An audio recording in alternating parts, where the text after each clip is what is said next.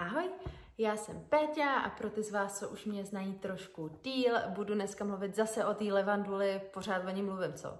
Jenomže ještě jsme se spolu nebavili o jednom tématu a to je levandule a sexualita, protože levandule umí být úplně skvělý záchranář pro holky, který se trápí s menopauzou a s různýma neduhama, které se nám dějou v těle a s různýma dysfunkcemi, které jsou právě s menopauzou spojený. Co se děje v menopauze? Když se blíží menopauza, začne se nám snižovat hladina estrogenu a androgenu, což jsou hormony, které byly zodpovědné za prokrvování našich pohlavních orgánů. Asi si umíte představit, co se děje, když naše orgány nejsou prokrvený správně. Snižuje se celkový prokrvení pánevní oblasti, takže to snižuje citlivost, snižuje to lubrikaci, taky nám to zhoršuje náladu a celkově funkčnost celého našeho pohlavního systému. Tělo najednou na všechno začíná reagovat trošku jinak, přepne se na takového toho autopilota, protože jsme zvyklí dělat určitý věci, tak je děláme dál, jenomže je tak jako necítíme, neprožíváme. A pak z toho začínáme být i psychicky docela špatný, protože nás samozřejmě určitý aktivity nebaví tak, jak nás bavívali dřív. O účinkách esenciálního oleje z levandule už z předchozích videí víme, že snižuje stres, zlepšuje koncentraci a celkově jakoby nás sklidňuje. Co ještě ale o levanduli nevíme, je to, že zvyšuje hladinu oxytocinu, což je hormon, takový ten hormon lásky, zamilování, harmonie a celkově takový ten vztahový hormon.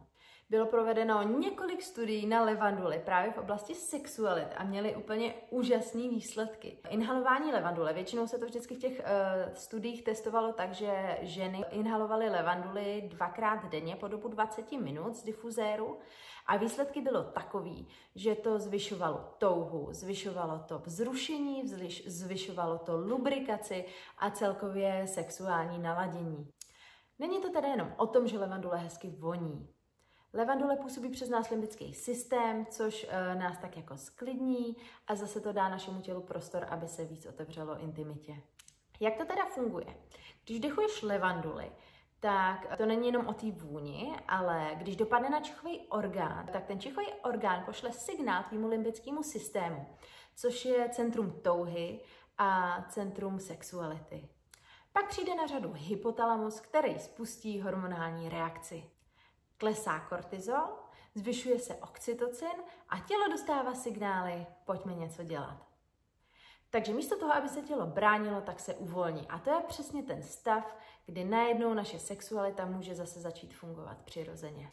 Takže pokud jsi taky v té fázi, kdy tě hormony začínají tahat jako puberťačku, ale bez takových těch hezkých pocitů a těch hezkých věcí, které v pubertě přichází, určitě vyzkoušej levanduli. Funguje dobře třeba s bergamotem anebo s růží, ale můžeš samozřejmě i samotnou. Zase si ji můžeš nakapat do difuzéru a nebo klidně do dlaní a normálně si ji třeba 2-3 minuty vdechuj. Za mě je úplně nejlepší nechat to běžet v difuzéru, protože ti tam fakt jako může běžet půl hodiny, hodinu a má to za mě jakoby dlouhodobější efekt a působení na ten tvůj limbický systém. Ještě tady mám takovou třešničku na dortu nakonec. Vědci dělali studii, kde dávali mužům čuchat různý vůně a měřili jim u toho průtok krve v penisu. A zjistili, že když muži čichali levanduli společně s vůní dýňového koláče, tak to zvýšilo průtok krve penisem až o 40%, což je úplně neskutečný. Takže se nebojte, dát počuchat levanduli i vašemu manželovi nebo partnerovi, protože to určitě může mít pozitivní účinek u prokrvení i na něj. No tak super, o levanduli už něco málo víme.